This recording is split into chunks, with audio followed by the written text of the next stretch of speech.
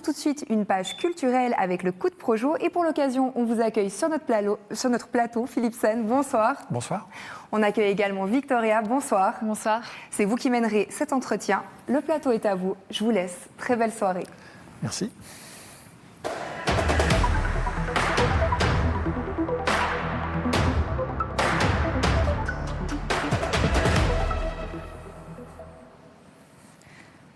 Bonsoir Monsieur Sen.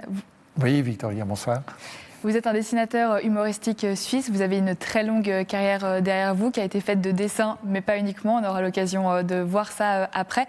Très longue carrière puisque vous avez fêté récemment vos 35 ans dans ce domaine. Et pour l'occasion, vous avez écrit un livre que vous avez intitulé « Artisan d'humour ».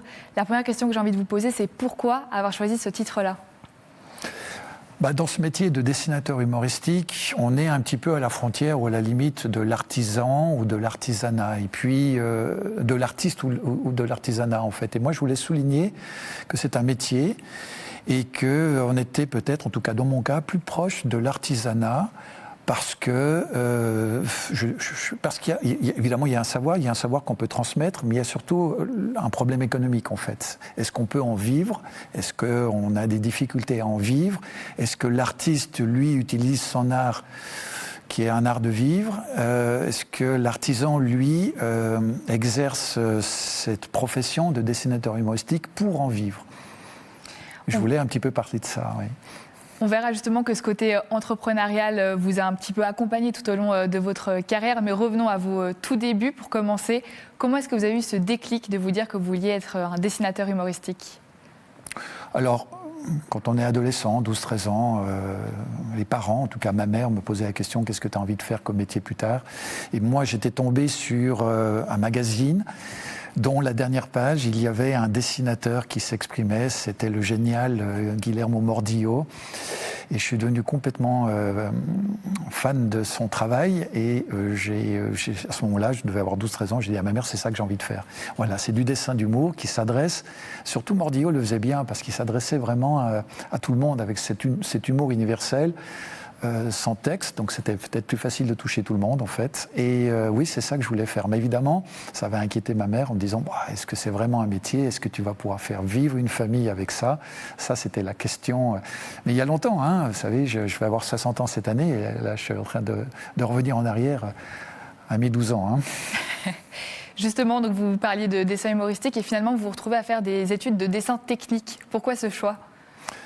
Parce qu'à l'époque, il n'y avait pas d'école qui formait dans la bande dessinée, proprement dit. Vous faisiez soit des arts décoratifs, soit les beaux-arts. Donc, quand on le voit, c'était les beaux-arts, ça ne s'appelait pas encore l'école. Et pour rentrer aux beaux-arts, il fallait avoir 18 ans. Quand je suis sorti de l'école à 15-16 ans, il fallait que je puisse peut-être soit faire une école préparatoire. On n'en avait pas parlé à l'époque avec mes parents. Donc, je suis parti sur un apprentissage de dessinateur technique parce que ça restait assez proche du dessin malgré tout.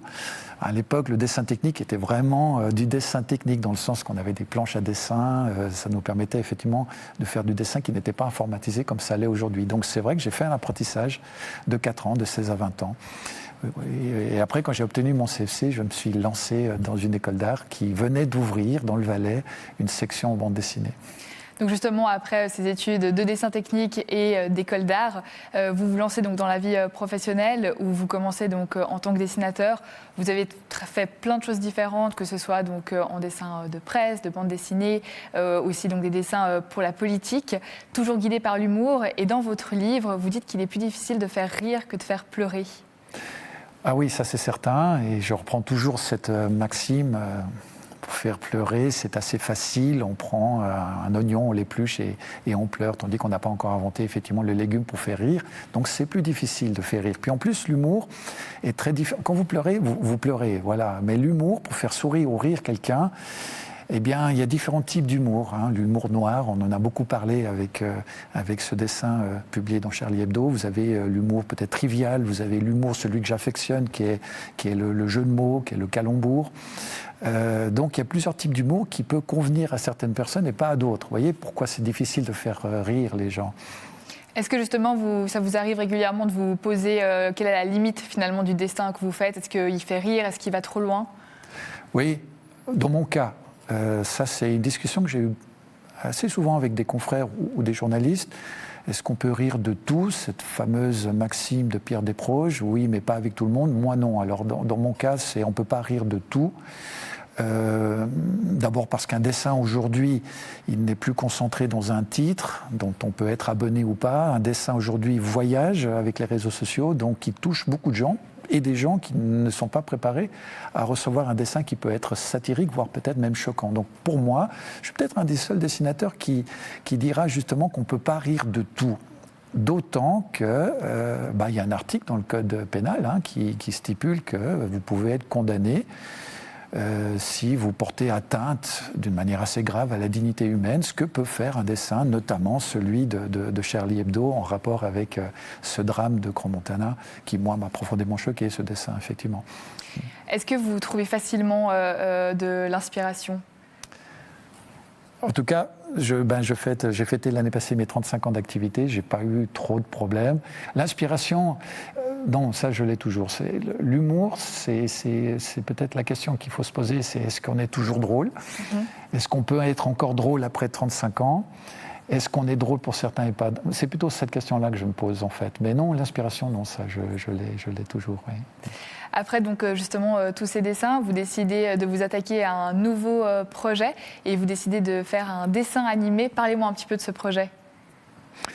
Oui, c'est un fantasme de beaucoup de dessinateurs, c'était le mien. C'est de faire bouger, de faire vivre son personnage qui est statique, ce dessin en 2D. Et à l'époque, on était en 2007. J'avais envie effectivement de faire du dessin animé, mais avec cette technique, cette technologie qui est l'image de synthèse. C'était les débuts dans l'animation avec des films comme Toy Story par exemple. Et il n'y avait pas tellement de studios en Suisse qui pouvaient le faire, donc très vite je me suis intéressé à approcher un studio d'animation en Belgique avec un associé qui est l'aîné des frères Toloche, qui est un humoriste belge, effectivement, et on a créé ce dessin animé qui était une véritable... qui comporte deux difficultés. La première, et c'est long, c'est de trouver le budget pour pouvoir réaliser ceci. Alors la série qu'on a fait, qui comporte 78 épisodes, c'est donc une série pour la télévision, c'est pas un long métrage pour le cinéma, nécessitait un petit budget d'1 million, mais le million a été très difficile à trouver. Il a été trouvé ailleurs qu'en Suisse, d'ailleurs. Vous voyez à quel point c'est difficile de le trouver.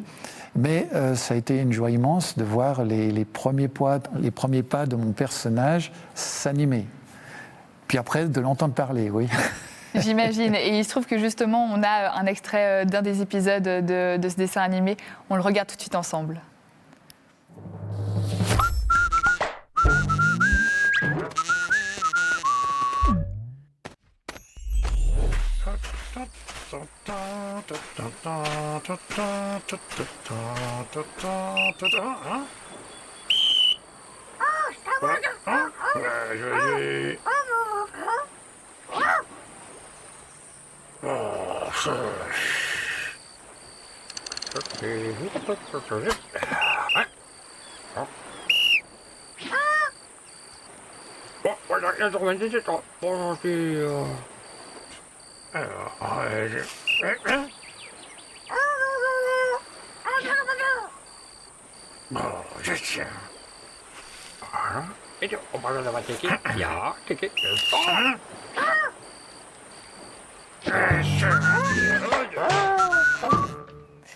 Sacré challenge, donc de passer du dessin humoristique au dessin animé. Vous m'aviez aussi confié que ça avait été une frustration, finalement, à certains moments donnés.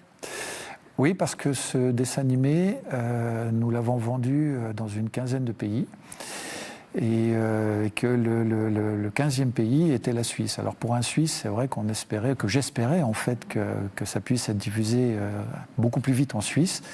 Ça a été diffusé d'abord en Belgique parce que la télévision belge, la RTBF, la télévision nationale belge, a été coproducteur de cette série, donc elle a eu la primauté de la diffuser en premier, a suivi la VRT effectivement, qui est la partie flamande de la Belgique, puis après il y a eu d'autres pays.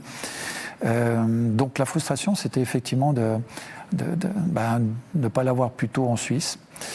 Et puis, mais voilà, c'était une magnifique aventure où il a fallu, pour moi, faire preuve de patience Et puis de laisser de côté son ego, parce que c'est un travail d'équipe. Quand on est un dessinateur et qu'on travaille tout seul chez soi ou en atelier, on n'a pas l'habitude, j'avais pas l'habitude de partager les choses comme ça. Et là, dans cette production, qui est une petite production, mais qui nécessitait une trentaine de personnes, eh bien, effectivement, il a fallu que j'accepte que chaque personne qui collabore sur ce projet puisse rentrer chez lui et puis dire, évidemment, à ses amis, à ses enfants, à son épouse, je suis en train de travailler sur mon dessin animé, qui est du chien, en l'occurrence.